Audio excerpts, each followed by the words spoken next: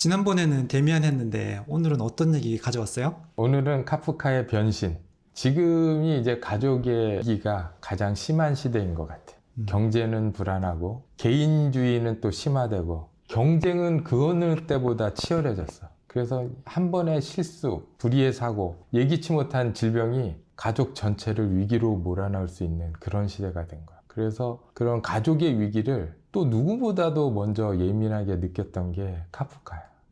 카프카가 111년 전에 단편소설 변신이라는 소설을 출간하면서 가족의 위기를 이제 예언한 거지. 변신은 사람들이 벌레로 변신하는 그거 그렇지. 맞죠? 그렇지. 갑자기 카프카는 다른 소설들은 왜 이렇게 됐는지 이유를 설명하면서 또는 그 원인을 이렇게 살짝 드러내면서 시작하는데 원인 설명하지도 않고 바로 벌레부터 시작해. 그래서 소설 이야기를 하기 전에 먼저 카프카에 대해서 알아보자고. 카프카는 프라하에서 중산층 유대인 가족의 장남이었어. 카프카가 이제 원래 예민하고 내성적이었는데 그에 비해서 이제 아버지는 굉장히 거칠었고 카프카한테 무능하고 막 약하다면서 폭언을 일삼는 그런 사람이었어. 왜냐면 이제 카프카의 아버지를 잠깐 보면 카프카 아버지가 굉장히 어렸을 때 가난하게 살았거든. 추운데도 고기 배달하고 신발도 제대로 없어가지고 동상 걸리기도 하고 그렇게 어렵게 살았지만 잡화상점을 열어서 엄청나게 성공을 했어. 그러니까 이게 자수성가한 사람들이 아주 자긍심이 굉장히 강해. 요즘 우리나라 50대, 60대도 비슷한 것 같아요. 똑같아.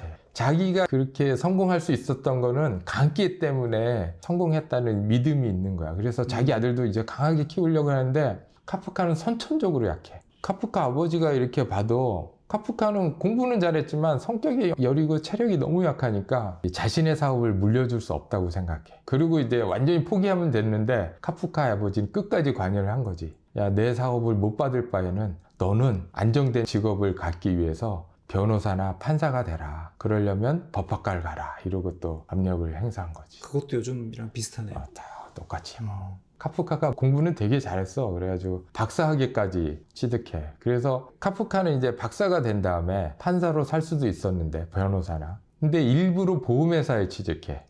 왜요? 왜냐면 카프카가 건강이 안 좋아가지고 장시간 일할 수가 없는 거야. 보험회사는 당시에 찾아보니까 한 2시까지만 근무를 하고 퇴근해서 나머지 시간이 자유로운 거야. 그 시간에 카프카는 소설을 쓰려고 했었던 거지. 그러니까 더 아버지하고는 갈등이 심한 거지. 요새 같았으면 뭐라고 얘기했어. 야, 보험회사 들어가려고 박사학위 땄냐고 뭐라고 하지 않겠어? 그렇죠. 근데 당시에 유럽이 또 어떤 문제가 있었냐면 유대인 장교 드레푸스가 간첩으로 몰리는 그런 사건이 발생해. 그래가지고 유럽 전체에 반유대주의가 정치 세력화하는 거야. 그래서 체코도 민족주의가 등장하면서 독일어를 쓰는 유대인을 차별하는 일들이 발생해. 그러니까 카프카는 가정에서도 소외되고 사회에서도 소외되고 거기에다가 소설책을 당시에 이제 몇 권 출간을 했는데 이 소설도 잘 안 팔렸어. 그러니까 이제 계속 스스로 무능하다고 생각하고 자기 혐오에 빠지는 거지. 그래서 카프카가 이제 죽기 전에 카프카하고 친한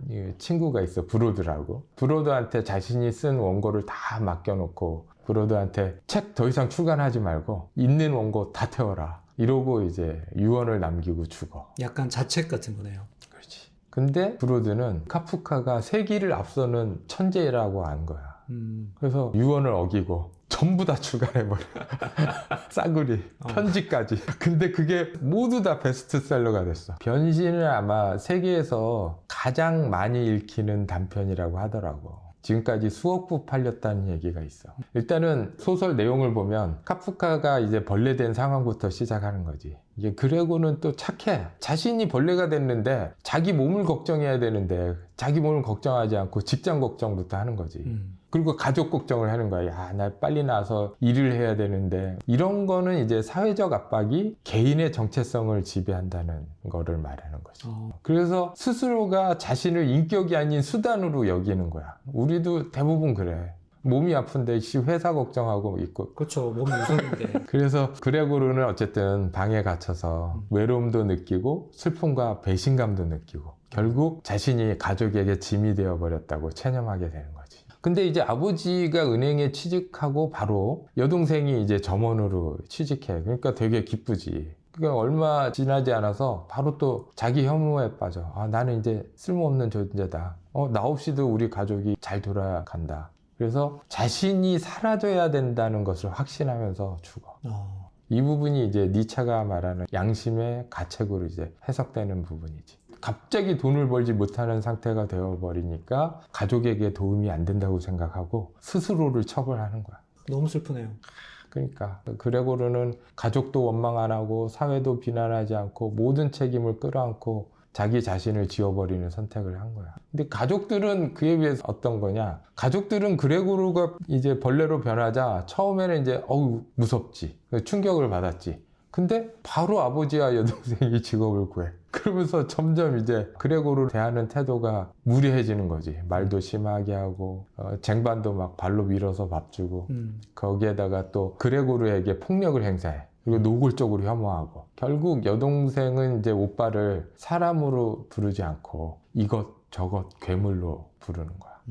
그리고 식구들을 협박해. 그레고르 때문에 자신들이 길바닥에 내몰릴 거라고. 그레고르가 알아서 죽었으면 좋겠다고. 죽었으면 좋겠다고가 아니라 떠나주기를 바라는 거지. 이 얘기를 듣고 그레고르는 이제 다음날 죽는 거야. 이 부분이 이제 사실 소설에서 가장 씁쓸한 부분이지. 그레고르 가족들은 경제적 위기에 봉착했을 때가 언제냐면 5년 전에 아버지가 파산했을 때야. 이미 경제적 위기 상태였는데 아무런 대책도 없어. 그냥 오로지 그레고르에게만 의존한 것. 그 자체에 구조적인 문제가 있었던 거야. 만약 그때 아버지도 바로 취직하고 동생도 취직하고 일을 했으면 그레고르에 문제가 생겨도 이렇게 충격적인 상태가 되지는 않았겠지. 근데 벌레로 변한 다음에 은행 경비가 되고 점원이 되고 이렇게 된 거지. 그리고 나서 또 문제가 뭐냐면 스스로 돈을 버니까 아버지하고 여동생이 경제적 주체가 되었다고 생각하는 거야. 경제 권력이 그레고르에서 아버지와 여동생으로 이동된 거지. 시간이 지날수록 이들은 경제적으로 무능한 자를 처벌할 수 있다는 생각이 드는 거지. 그러는 중에 그레고르가 하숙인하고 이제 갈등하는 상황이 생긴 거야. 그래서 아버지와 동생은 되게 어렵게 경제적 안정을 찾았는데 그레고르가 가정의 평화를 위협한다고 생각한 거야. 가정의 공동체를 위해서 그레고르가 죄를 지은 건 아니지만 향후 경제적 위협이 될 소지가 큰 잠재적 죄인이라고 생각하고 처벌하는 거야. 잔인하다. 잔인하지. 그레고르를 격리하는 순간에 이 처벌이 시작됐는데 실제로는 우리는 이제 그걸 잘 모르는 거야. 그레고르 가족들도 몰랐고. 우리도 이제 경제적으로 굉장히 비슷해. 경제적으로 실패하는 경우에 인간으로서 기본적인 사회활동에 극심한 제약을 받아. 금융거래도 안 되고 취업도 힘들어. 사회적 일원인데 사회에 참여할 수가 없어. 유령 같은 존재가 되는 거지. 벌레로 변한 그레고르처럼. 이게 근대 권력이 어떻게 처벌하는가하고 관련이 있어. 근대 권력은 무엇을 했는가 보다 무엇이 될 가능성이 있는가를 문제를 삼아. 그래서 미셸 푸코라는 철학자가 정상에서 벗어난 것을 교정관리하는 모든 권력자격을 처벌이라고 얘기를 했어. 그래서 그레고르도 처벌받는 거고 신용불량자도 처벌받는 거야. 우리는 그냥 단순히 신용불량자들한테 신용카드 발급 안 하고 금융활동을 어렵게 한다는 거였지만 실제로는 처벌이 되는 거지. 이게 되게 중요한 포인트인데 요거는 얘기가 길어지니까 그리고 다음 소설의 주제야 또.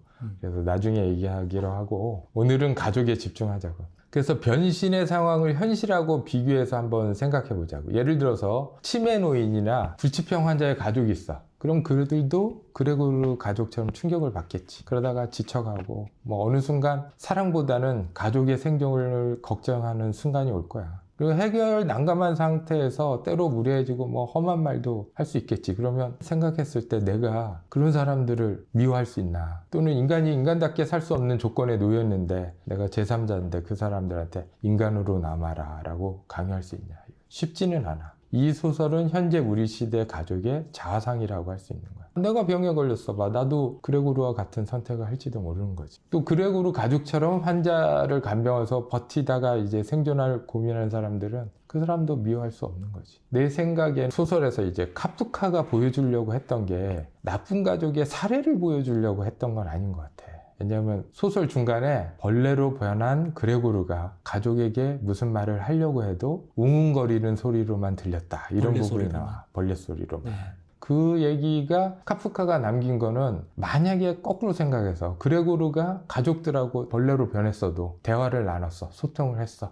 그리고 그레고르 가족이 그레고르를 인간으로 사랑을 하고 벌레나 또는 비인격체로 이렇게 대우하지 않았다면 결과는 어떻게 됐을까? 나는 이 부분이 카프카가 진짜로 하고 싶었던 얘기인 것 같아. 나쁜 가족의 사례가 아니라 가족을 유지하는 조건, 건강한 가족을 만드는 조건을 카프카가 얘기하고 싶었던 것 같아. 진솔한 대화를 해라. 그렇지. 오늘의 카프카는 여기까지. 끝. 고맙습니다.